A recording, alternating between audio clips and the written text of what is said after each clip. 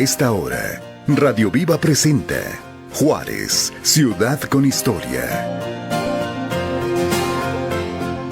Un espacio para reconocer la valiosa historia de la frontera más importante de México. Juárez, ciudad con historia. Conducido por Juarenses AC. Iniciamos.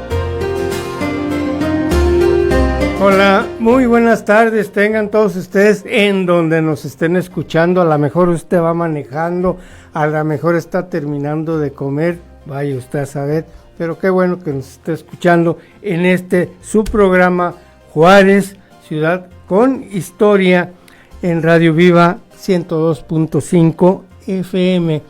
Y pues a nombre de Juarenses AC, su servidor José Ignacio Frausto Ojeda les da la bienvenida. Y bueno, pues vamos a ver cuál es el tema que nos ocupa en este día primero ya de junio. Ya vamos acercándonos a la mitad del año. Cómo se ha pasado el tiempo, pero bueno, lo importante es que esperemos que usted en esto que llevamos del año haya cumplido o vaya cumpliendo las metas, los objetivos que se formó, porque bueno, eso es lo que nos mantiene y nos conduce vivos en esto, ¿verdad? Y bueno, pues unos por un lado, otros con otra cosa, pero bueno, esta es parte de la vida. Y gracias por estar escuchándonos aquí en repito, su programa Juárez, ciudad con historia.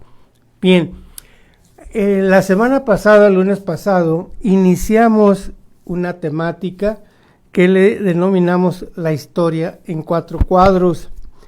Y aquí de lo que se pretende es que seleccionemos un punto, un lugar, un sitio aquí en la ciudad que podamos a través de ese sitio narrar la historia de la misma ciudad. Ya, quizá esto, bueno, pues es un tema, es una perspectiva que creemos que, pues, como hay otras, nos puede llevar a hacer un análisis sobre todo en todas las etapas, ¿verdad?, que ha tenido en la historia total que llevamos hasta ahorita, de Ciudad Juárez. Entonces, esto, lo repito, la historia en 4 cuadros, uno dedicado para la parte de la prehistoria, otro donde inicia la historia en la parte colonial, otra en el siglo XIX, y bueno, pues lo siguiente será, como en el caso de nosotros, en el tiempo y momento de la Revolución. Y el sitio que escogimos es el Monumento al Cigarro. Pero hay una razón que la hemos ido trabajando, porque justamente, fíjese usted, este lugar. ¿Cuál es lo extraordinario de esta parte de Ciudad Juárez? Pues a lo mejor usted ha pasado por ahí y seguramente ha visto que no es un sitio, o tiene sus inconvenientes ese sitio, sobre todo por su situación geográfica dentro de la misma ciudad. Está pegado, por supuesto, al Río Grande, y ya lo explicamos la vez pasada, que el hecho de que ahí el río haga una especie de S, ¿sí?, que permite que se controle la velocidad del agua que pueda venir en él, y que entra o se encañona entre la Sierra Franklin y la Juárez. Entonces, esto ha propiciado que en las etapas que vamos a hacer análisis en esta historia de 4 cuadros, justamente ese lugar, ¿por qué fue importante? Porque la historia de Ciudad Juárez está referida en esto que estamos manejando en este lugar. Y este lugar, justamente, vamos a ir a entrar, porque se le denominó ahí el Paso. Este es el original Paso del Norte. Quiero hacer una breve síntesis, muy breve, que en el tema del programa pasado, vimos toda esta parte de la prehistoria, de la historia de Ciudad Juárez, y que justamente a partir de este lugar habitaban y se organizaban dentro de lo que definimos como Jornada Mogollón, los habitantes jornada que iban desde o transitaban más o menos desde Samalayuca hasta el punto denominado Three Rivers, entre Tularosa y Carrizoso de Nuevo México, ahora Estados Unidos.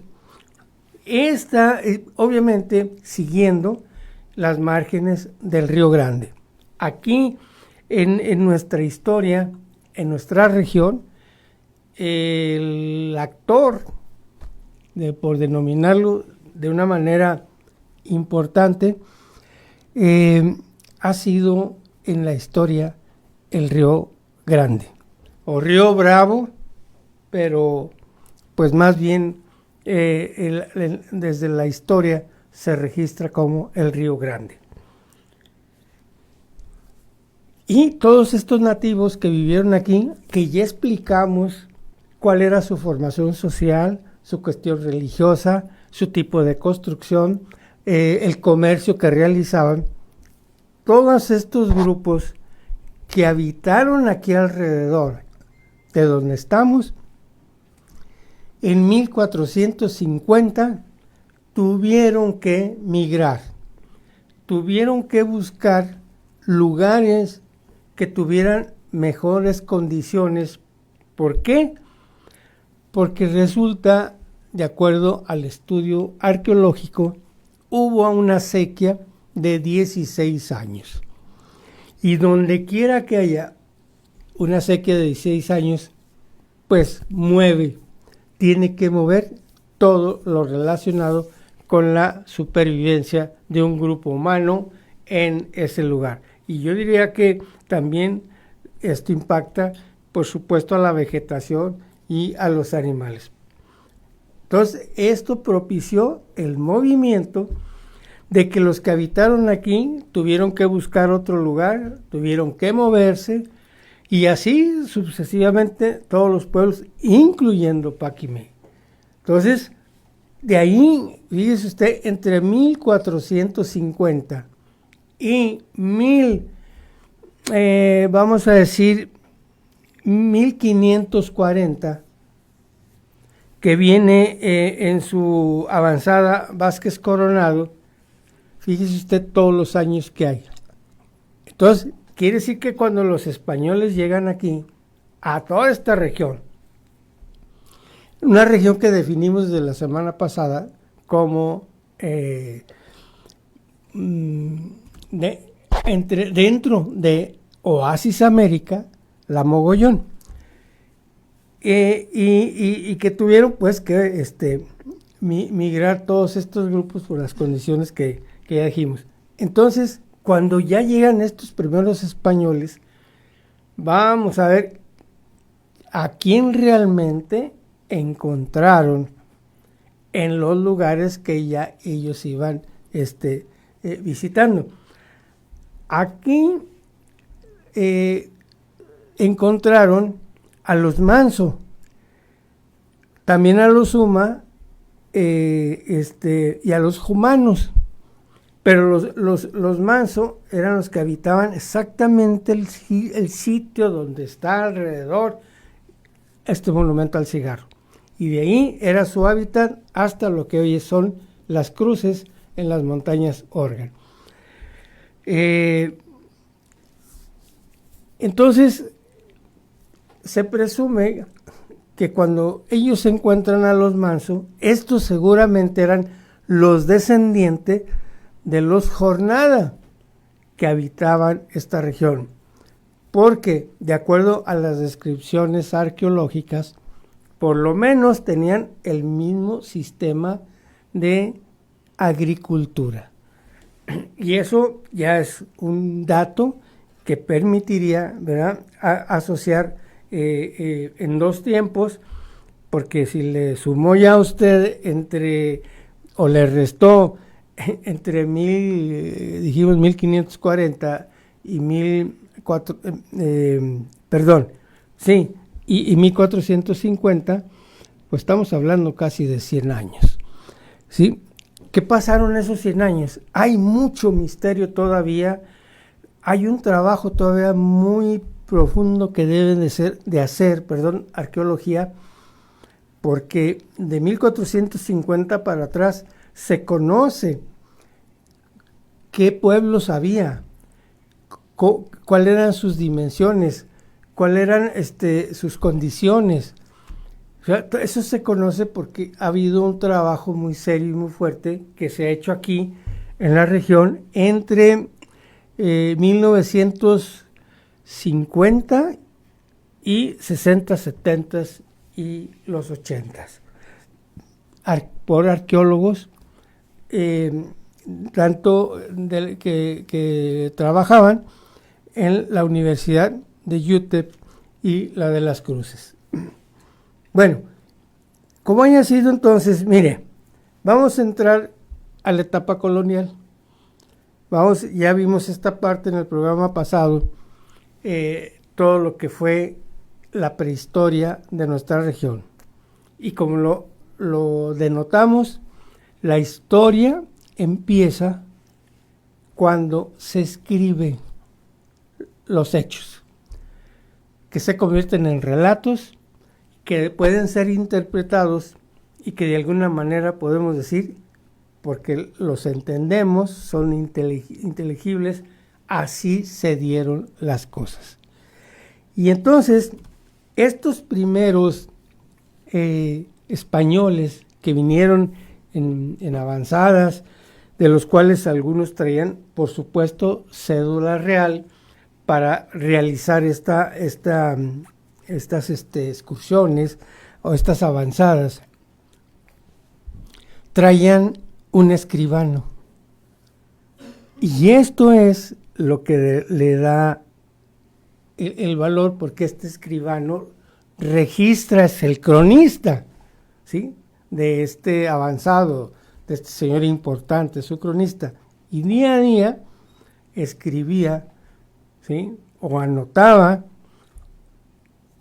y algunos después, se convertía en una publicación. Y de esa manera entonces sabemos cómo estos primeros visitantes, en este caso, por ejemplo, cuando ya Hernán Cortés en 1521 toma ya formalmente México Tenochtitlan, pues empieza en el proceso de colonización. Como haya sido, lo empiezan y ocupan todo el altiplano, el sur, hasta donde alcanzan, y ellos se dieron cuenta que ya subiendo o entrando al Bajío, empezaba a haber un cambio de vegetación. Es decir, iba siendo cada vez más, vamos a decirlo, árido. Y en cierta manera evitaron por pocos años hacer una avanzada hacia el norte y se fueron por el Pacífico, principalmente. Porque bueno, la sierra, pues obviamente la Sierra Madre Occidental, el mismo mar de la península, pues les proporcionaba los medios, pues, para avanzar. Sin embargo, la ambición de Nuño de Guzmán y del mismo Hernán Cortés obliga a que en pocos años, concretamente en 1535, que la corona se diera cuenta de esto, tiene que imponer un nuevo sistema para controlar. Y ahí nace el virreinato en América. El virrey es un representante del rey, porque los reyes ni se propusieron ni siquiera, disculpen, ni de chiste, ¿verdad?, venir a América. Pues era un riesgo de si podía regresar o no. Entonces, instituyen el virreinato. Y el virrey, entonces, como figura representante del rey, tenía todas las condiciones para poder ya emprender o consolidar este proceso de colonización, ¿sí?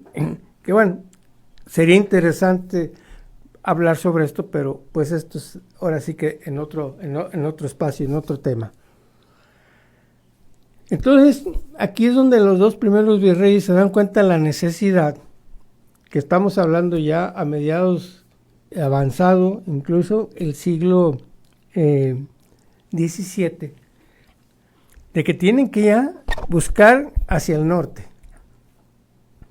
Y sobre todo porque ya en 1540 había venido como avanzada, o en la avanzada, Vázquez Coronado, incursionando sobre todo por el río Colorado, y ahí pues presumiblemente revisa toda esta zona que era el norte, centro y norte de lo que habíamos llamado como Oasis América. Se encuentra con los grupos, se encuentra con todos, pero no encontraron las riquezas que se habían encontrado en, pues imagínense, todas las regiones mineras, vamos a decir, de Santa Bárbara, Zacatecas, pues, y bueno, otras riquezas que hay en el altiplano, por ejemplo. Y esto les genera a ellos un problema de fracaso, en cierta forma, por no haber encontrado nada. Y entonces, entre ellos y sobre todo el viaje que por accidente hizo Álvar Núñez Cabeza de Vaca, que llega a Culiacán, se ven en la necesidad de generar fantasías, mentiras, para poder justificar al virrey, ¿ya?, de que ellos habían visto algo, que habían encontrado y que valía la pena mandar a alguien a explorar en más forma, con más recursos. Obviamente, en 10, 15 años, esto medio funcionó, hasta que realmente, ¿verdad?, se justifica o justifican ante el virrey que estas riquezas no hay. Hay pueblos, hay unas naciones diferentes a las que había en el centro de México, incluyendo la arquitectura diferente, el paisaje diferente. Bueno, describen cómo supervivían estos grupos humanos en esta región. Pero que era una región que era de cualquier manera ocupable. Y esto acelera, sobre todo, porque en el último cuarto ya del siglo XVII, ya Inglaterra, Francia, ya se habían dado cuenta, ya sabían lo que se había encontrado en un nuevo continente, y pues como todo, ya finalmente en la lucha por el poder, pues ellos ya también estaban buscando la manera de llegar a este continente, a este nuevo continente. Y entonces aquí es donde la corona dice, bueno, pues no tenemos riquezas en esa parte que viene siendo el septentrión o el norte, de la que ya se había instituido como la Nueva España, y que más o menos se puede registrar a partir del paralelo 25, donde está el trópico de Cáncer. De ahí empieza a subir y empieza a cambiar totalmente el panorama en todos sentidos. Pero aún así, como les decía, estas otras naciones, ingleses sobre todo, pues ya andaban buscando la manera de llegar. Entonces, bueno, decía la corona española, bueno, pues allá ya no hay riquezas por lo pronto, pero es territorio nuestro, tenemos que ocuparlo, cueste lo que nos cueste. Entonces, vamos a invertirle. Entonces, viene un proceso para ocupar, y este proceso empieza con Fray Agustín Rodríguez y Francisco Sánchez Chamuscado en la expedición que ya se les otorga por cédula real, y ellos llegan en el año 1581 a este lugar. Bueno, no quiero perder tiempo mencionando cuál era la ruta, porque eso nos quita un poquito de tiempo, pero al llegar, ellos venían siguiendo los ríos, incluyendo el Conchos, que era el más grande que se habían encontrado, hasta topar con el Río Grande en Ojinaga. Por esta razón le llaman la Junta de los Ríos, y ahí siguen el río hacia el norte. Y es como llegan a esta región que, después de haber tenido contacto con los humanos, se encuentran a los mansos. Más o menos ahorita en lo que sería la región del Valle. Y ahí es donde estos nativos hacen contacto con ellos, y son los que les indican un lugar seguro para pasar el río, atravesar el río. Porque si bien es que ellos no traían una caravana como que la va a traer Juan de Oñate, pero pues sí necesitaban, en cierta manera, ¿sí?, cómo cruzar. Imagínese usted el Río Grande en aquellos años, un ancho promedio de 100 metros mínimo, y la fuerza, sobre todo en épocas de lluvia, de hielo, la fuerza que traía. Y ya señalamos ahorita que justamente allí donde está el monumento al cigarro, que hay una cortina, bueno, ahí hay una S que permite crear esa ventaja, y las condiciones que dijimos del piso mineralizado y otras cosas. Entonces, ahí podían cruzar. Y es donde le indican los nativos, aquí pueden cruzar. Por esa razón, son los primeros, en 1581, Fray Agustín Rodríguez y el capitán de esta expedición, Francisco Sánchez Chamuscado, que le nombran ahí el paso del Río Grande del Norte, porque había un río a la altura más o menos de lo que viene siendo el río Lerma, que se juntaba con el Pánuco, pasaba por lo que era la laguna de Chapala y cruzaba casi de mar a mar. Este era como el confín, era el norte en la primera etapa de expansión de la Nueva España, y por esa razón le llamaron el Río Grande. Pero pues cuando llegan acá, pues se van a encontrar otro río más grande, y sobre todo del norte. Para diferenciarlo, por eso le ponen el Río Grande del Norte. Entonces, aquí queda inscrito, porque, ojo, ellos traían formalmente como escribano a Hernán Gallegos, y está escrito en lo que él dejó como herencia, por eso se conoce mayormente lo que hicieron o lo que se hizo en esta expedición. Le voy a leer, es un poquitito nada más de lo que él escribió. Pues a ellos se les denominan escribanos o cronistas.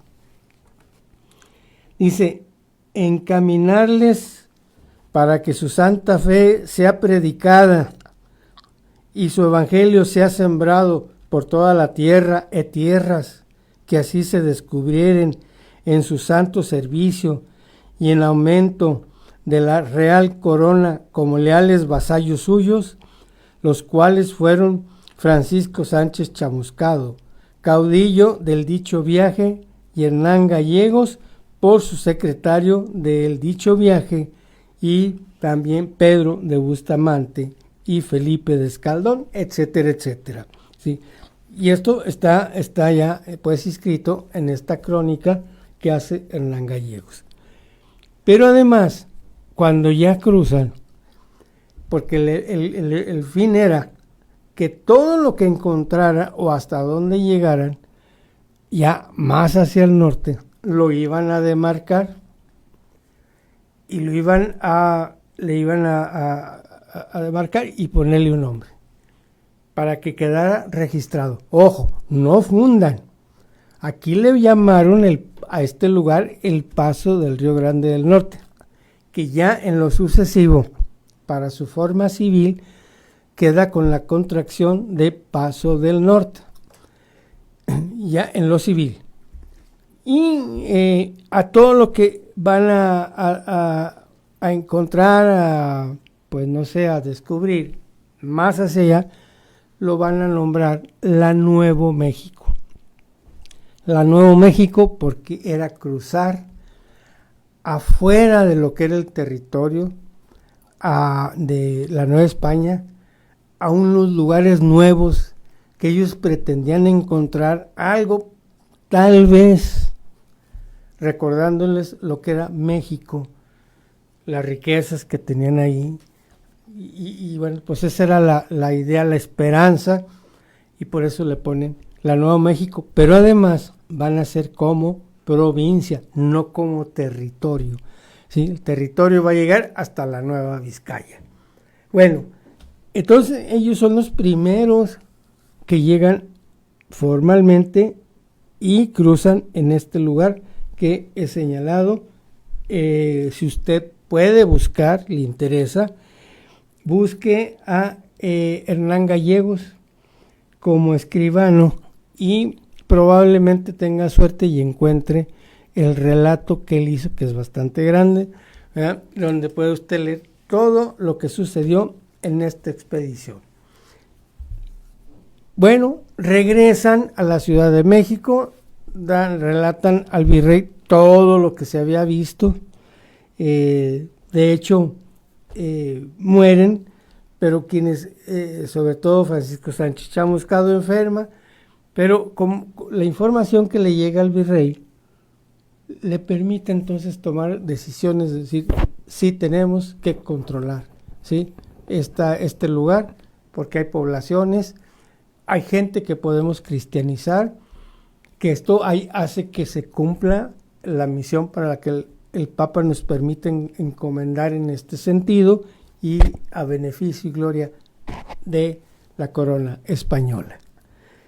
Y bueno, pues pocos años corre donde se hace ya el concurso para que una expedición formal venga a esta parte allá, formalmente, ahora sí que a consolidar sobre todo el proceso de colonización y cristianización.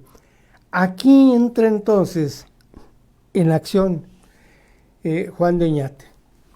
Y ahorita les vamos a pasar un pequeño relato que se hizo con relación al viaje que él hace, que está ese audio, pero está animado.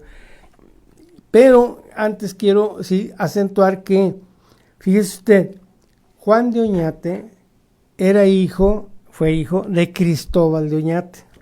Cristóbal de Oñate, nada más para que usted tenga la dimensión, él vino con Hernán Cortés a América y fue uno de los capitanes que les dio fuero para conquista, desarrollo de lo que entonces era ya, vamos a decir, lo más al norte de la Nueva España. que estamos hablando entre San Miguel de Allende y Zacatecas.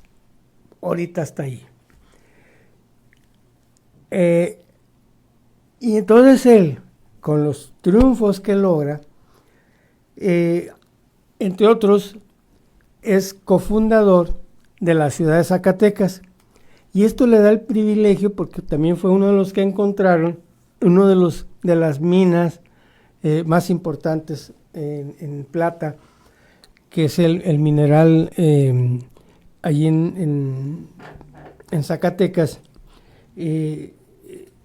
Y eso le empieza a dar a él un poder como cofundador de Zacatecas. También fue fundador de Guadalajara, y por si fuera poco, fue fundador de San Luis Potosí. Entonces, imagínese usted el poder que tenía Cristóbal de Oñate. Este mineral en Zacatecas, todavía existe el pueblo, es pueblo mágico. En la actualidad está como unos 16 kilómetros aproximadamente de Zacatecas. A mí me tocó conocerlo, y la cronista del lugar todavía me mostró los restos que habían quedado de la hacienda de Cristóbal de Oñate. Pero ¿qué cree?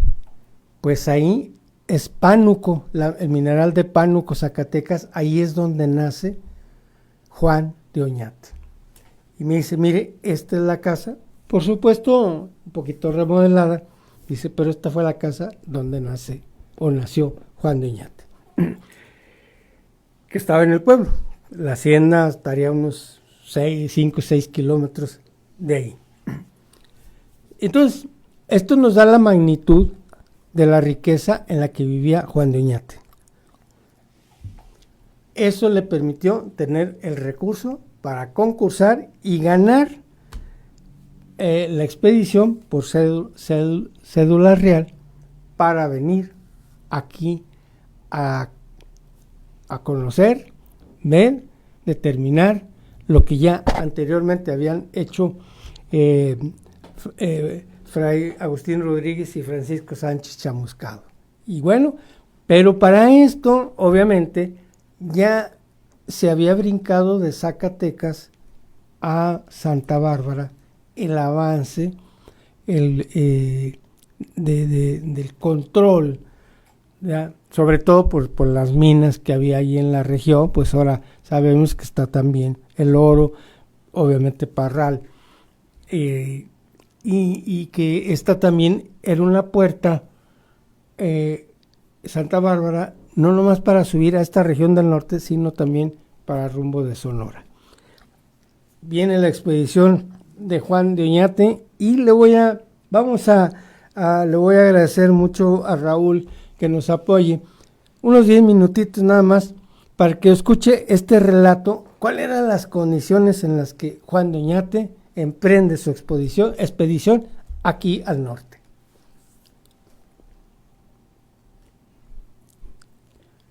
Adelante.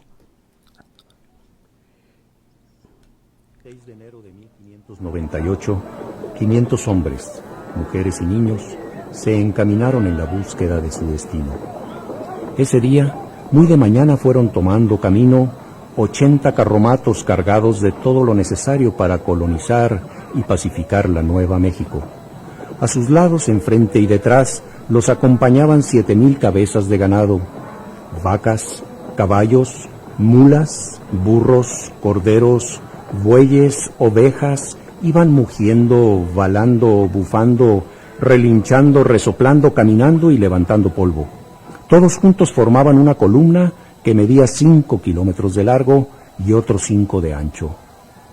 Don Juan de Oñate y Salazar, con los títulos de gobernador, capitán general y adelantado de los reinos y provincias de la Nueva México, era el líder que encabezaba la caravana con enérgica voz de mando. Gaspar Pérez de Villagrá, capitán y poeta treintañero, originario de Puebla de Los Ángeles, quien como testigo activo de esta aventura habría de escribir en el año de 1610 un gran poema épico.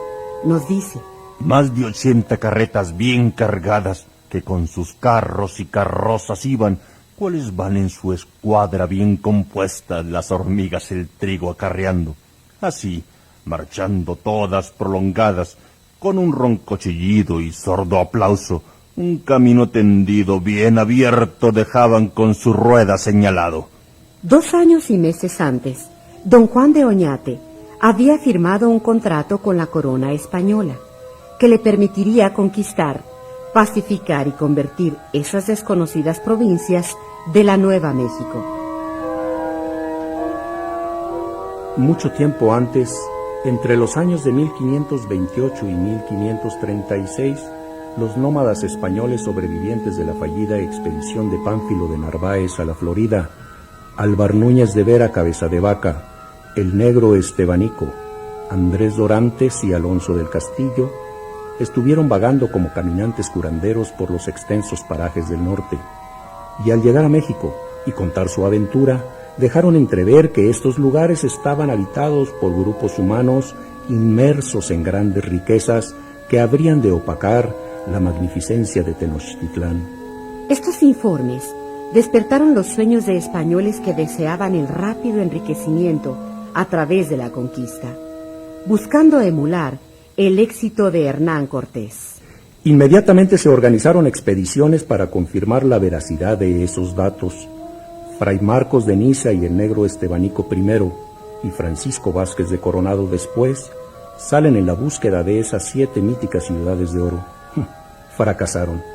Los intentos por colonizar el árido norte quedaron entonces relegados y olvidados durante casi más de 50 años. Poco a poco, con el tiempo, y siguiendo el camino de la Plata, los españoles, avanzando mina tras mina, empezaron a desplazarse por todo el continente americano. El éxito y la riqueza obtenidas en las minas de Zacatecas promovió la búsqueda de yacimientos minerales al norte de la región. En el año de 1567 fundaron la primer población en el estado de Chihuahua, a la que pusieron por nombre Santa Bárbara. A partir de este recién descubierto centro minero de Santa Bárbara, y siguiendo los afluentes del río Conchos, volvieron a salir algunas pequeñas expediciones, buscando almas que convertir y minas que explotar. Los contactos que tuvieron con los nativos del norte recordaron las historias pasadas y de nuevo despertaron la codicia de la corte, de tal suerte que en el año de 1583 el rey Felipe II ordenó al virrey de la Nueva España que seleccionara un colono rico y capaz para que encabezara la conquista de ese norte desconocido, grandioso y misterioso, que habían bautizado como la Nueva México. Varios caballeros españoles solicitaron tan grande honor, y de todos quedaron solo 2 grandes finalistas: el andaluz Juan Lomas y Colmenares, considerado uno de los hombres más ricos del oeste de la Nueva España, y Francisco de Urdiñola, rico terrateniente y exgobernador de la Nueva Vizcaya. Ambos hombres fueron eliminados, con oscuras y mutuas intrigas y golpes bajos, pero ya para entonces habían pasado 11 años desde que el rey había ordenado la colonización. El asunto se había vuelto, pues, materia urgente. Así que el virrey don Luis de Velasco II volvió la cara hacia un tercer solicitante, aceptando de inmediato los servicios de su amigo don Juan de Oñate, con el que firmó contrato el 21 de septiembre de 1595. En ese día, en la Ciudad de México, don Juan de Oñate leyó ante el virrey don Luis la siguiente petición. Ilustrísimo señor, don Juan de Oñate, vecino de la ciudad de Nuestra Señora de las Zacatecas del Nuevo Reino de Galicia, digo que habiendo yo ofrecido a vuestra señoría ilustrísima mi persona para servir a su majestad y a vuestra señoría en su real nombre en la pacificación del Nuevo México, me ofrezco a llevar 200 hombres y para arriba, aderezados de todo lo necesario y bastimentos necesarios para llegar a las poblaciones, hasta haber llegado a ellas, todo a mi costa y de los dichos soldados, sin que su majestad sea obligado a dar más sueldo del que yo, de mi voluntad, les diere de mi hacienda. Además, don Juan prometía llevar 1,500 pesos de harina y maíz, 500 pesos de trigo para sembrar, 500 pesos de carne de tasajos, 1,000 cabezas de ganado mayor, 3,000 ovejas, 1,000 carneros, 1,000 cabras, 100 cabezas de ganado prieto, 150 potros, 150 yeguas, 2 pares de fuelles con su recaudo de herrerías, 4 pares de fuelles por si hubiere minas, 2,000 pesos de herraje con su clavo, 500 pesos de medicinas, 200 pesos de papel. 500 pesos de cosas para rescatar y regalar a indios. Y continuaba Oñate describiendo una gran lista de adornos para su persona que lo habrían de acompañar en el viaje. Él, a cambio de eso, pedía a la corona 6 frailes, con todo el bastimento necesario para ellos y sus mozos para toda la jornada, y sus vestuarios, ornamentos y recaudo para celebrar y administrar los sacramentos, libros y lo demás que para este efecto pareciere ser necesario, y asimismo 6 campanas del tamaño corriente, y algunas trompetas o instrumentos de música de iglesia, como su majestad lo manda en el capítulo 26 de sus ordenanzas.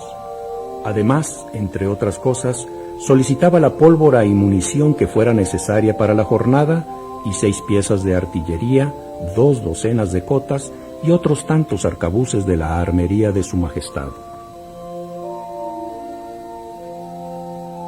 Después de haber andado 5 leguas y pasado por varios arroyos y ojos de agua, la caravana llegó el día 30 de enero al río de las Conchas, o río Conchas.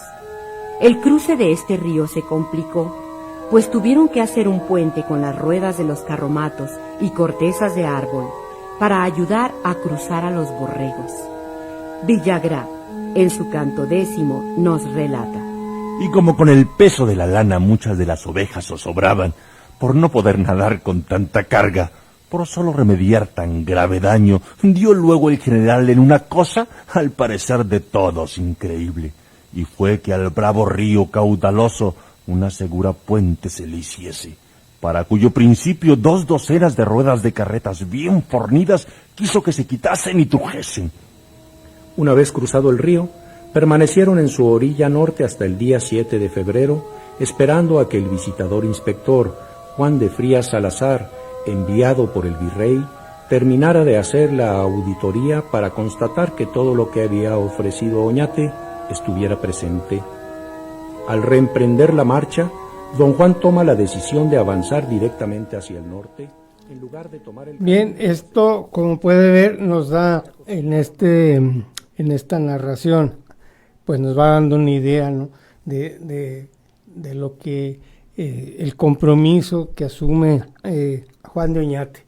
Y quiero entonces decirle que Juan de Oñate finalmente llega a encontrarse con el río un 30 de abril de 1598. Y él ahí, que esto es importante señalarlo, él declara, porque en parte era, vamos a decir, para iniciar todo, con todo el compromiso que venía, toma ahí lo que iba a ser todo este territorio, incluyendo lo que ya se había mencionado en la expedición anterior, el nombre de Paso del Norte, y sobre todo como provincia la Nuevo México. Pero se aclara, lo que él hace es la toma, no funda. Bueno, cruza el 4 de mayo. Nuevamente, nuestro punto es donde está ahorita el monumento al cigarro, ahí donde se había señalado el paso del Río Grande al Norte, ahí cruza con toda su expedición camino hacia el norte, para ir reconociendo y tomando territorio, todo lo que se iba encontrando, hasta llegar a un pueblo llamado Okey-Owenge, que estaba más al norte, bueno, está de lo que era Santa Fe, y ahí decide establecer ya oficialmente como fundación la primera misión de todo este territorio y sobre todo la primera capital en su parte civil. Y entonces, en este pueblo de los indios Oque, él establece ya lo que es como pueblo civil San Juan de los Caballeros. Y paralelamente la misión para los indios.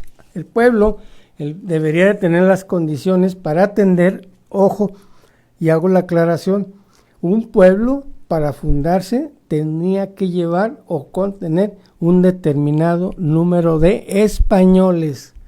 Era lo que lo justificaba. Más allá, si tuviera mestizos, indígenas conversos o cualquier otra denominación, ¿ya? Entonces, funda San Juan de los Caballeros como la primer ciudad civil ya de este territorio, y por supuesto la nombra la capital de la provincia de Nuevo México.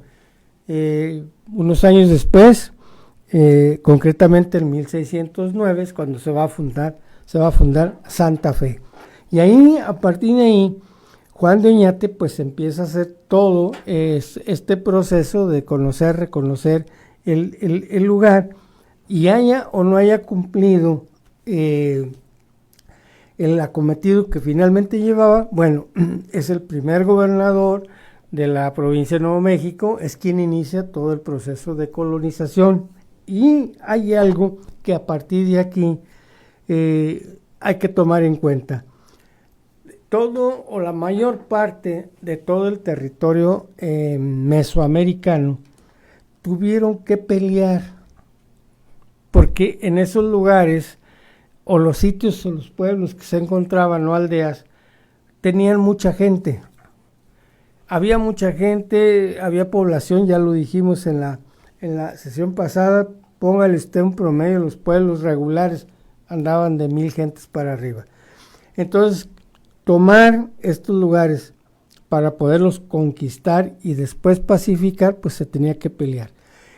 Acá no pudieron hacer eso, porque los pueblos no tenían tanta gente y no era, quizás salvo dos que eran los que mayormente tenían, uno de ellos el pueblo de Acoma, pero aún así fue un mínimo, yo diría un 10% de todo el proceso que hizo.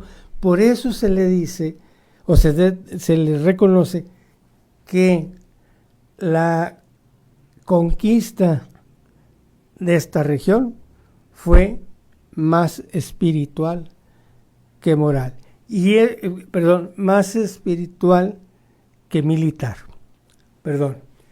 y esto pues entonces se le debería a la labor de los franciscanos, porque justamente a partir de haber fundado esta primera ciudad, San Juan de los Caballeros, ahí va a correr el tiempo que ya, por ejemplo, para 1620 ya se tenían fundadas 9 misiones ya en este territorio, en esa parte del norte de lo que antes era y habíamos denominado Oasis América. O por supuesto ya había un número considerable de religiosos franciscanos que eran necesarios para realizar toda esta labor. Ya de alguna forma había funcionado pues quizá no la conquista al 100, pero sí la pacificación, y de alguna forma ya los pueblos recibían, ¿verdad? Ciertos beneficios, que era parte de esto.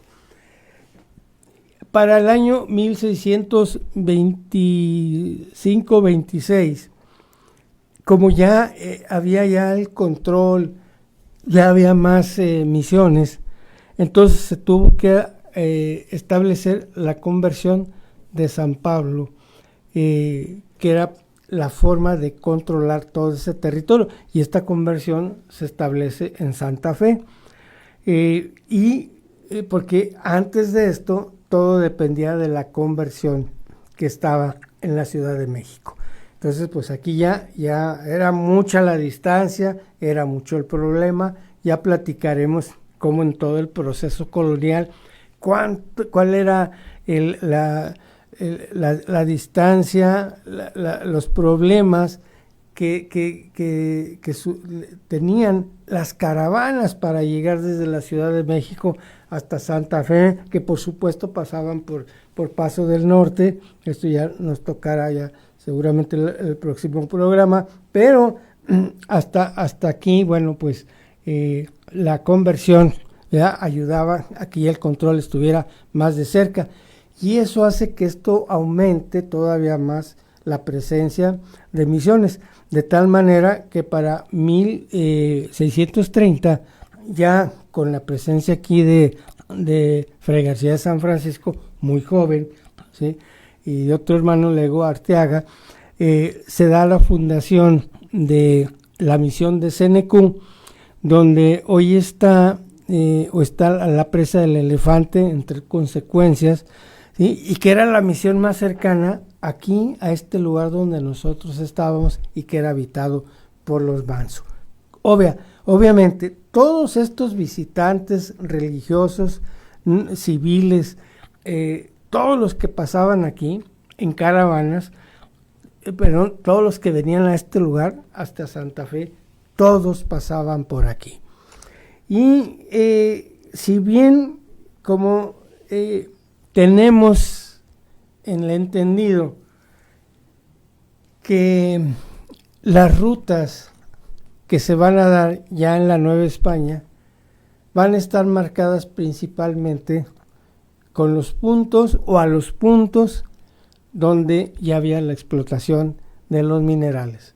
El mayor era la plata, luego seguía el oro, y luego, bueno, van a venir otros, ¿ya? Pero por eso a estas rutas en principio se les denominaron el Camino de la Plata. Después, bueno, pues al final de cuentas toda esta plata iba al rey, pues también era aceptado llamarlos el Camino Real, o los Caminos Reales. Y estos llegaban hasta Zacatecas en su primera etapa, llegaron hasta Santa Bárbara, porque desde aquí también se llevaba la plata. Pero como acá, ya al norte, no había los minerales, y el nombre no se ajustaba, o no se ajustaba a un camino real. Entonces, a los caminos en donde ya no había estos bienes, se les denominaba caminos de tierra adentro o de tierra afuera. En este caso, para el de nosotros, ¿verdad?, a partir de Santa Bárbara para acá, le corresponde el de tierra adentro. Entonces, el nombre completo es Camino Real de Tierra Adentro. Y en este, que era el camino, era la vía transversal, longitudinal mayor que hubo en la América colonial, pues es este que va desde la Ciudad de México hasta Santa Fe. Y los puntos intermedios eran de la Ciudad de México a Zacatecas, de Zacatecas a Santa Bárbara, de Santa Bárbara a Paso del Norte, y de Paso del Norte a Santa Fe. Entonces, estos 5 puntos fueron los más importantes, ¿sí?, en este trayecto del Camino Real de Tierra Adentro. Eso hace importante desde entonces a hoy Ciudad Juárez. Porque a lo mejor después veremos, fíjense qué curioso, aquí en Ciudad Juárez, de aquí nació la Panamericana. Pero bueno, eso es más adelante. Entonces, esta vía importante hace también le da la importancia a Paso del Norte. Entonces, esto implica que ya pasando estos años, que en 1659 se tenga que hacer ya la fundación de la misión, pero ya se había establecido como parte civil Paso del Norte, y era conocido. Ya vamos a pasar por Paso del Norte. Entonces era una entidad ya conocida.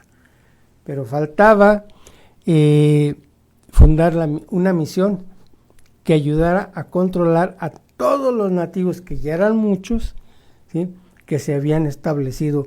¿Por qué aquí? Porque aquí era un lugar de paso seguro.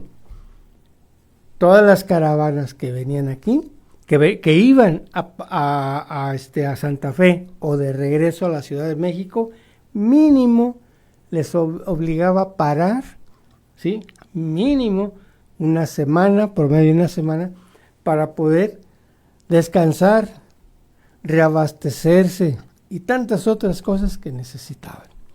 Y esto se propiciaba, pues obviamente, el intercambio. Entonces, imagínese usted a estas caravanas con tanta gente que venía, con animales, con carretas, que pues también podían sufrir deterioros. Tenía alguien que atenderlos. Alguien les tenía que dar en esos días de comer. Ahí estaba el río, obviamente, donde se podían bañar.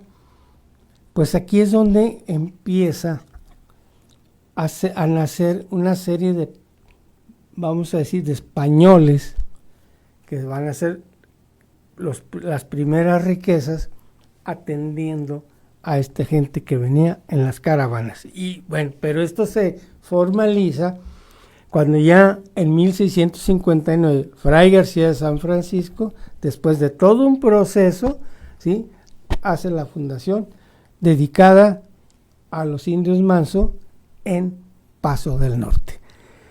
Y bueno, pues hasta aquí nos ha alcanzado a cuando llega este proceso de colonización aquí a Paso del Norte, su fundación de la misión. Y para iniciar en la siguiente serie, ¿qué sucede a unos años, concretamente en 1680? Bueno, la fundación fue en 1659, ¿sí?, un 8 de diciembre. ¿Qué pasó a unos años en 1680 en El Paso? Por primera vez se convierte como capital. Y después vendrán otros. Esto es muy interesante y con eso sigue el proceso de colonización aquí. Y como le decía, en el punto donde estamos refiriendo el original Paso, ahí donde está el monumento al cigarro, imagínese usted todo lo que es ahora la avenida Norzagaray, casi llegando a lo que es ahorita el Chamizal. Ahí es donde se estacionaba los carros, las carretas que venían en las caravanas. Pues mire, esto fue Juárez, ciudad con historia, que agradeciendo a Radio Viva 102.5 FM, porque todos los lunes estamos aquí, su servidor José Ignacio Frausto Ojeda. Raúl, le agradezco mucho su apoyo por allá.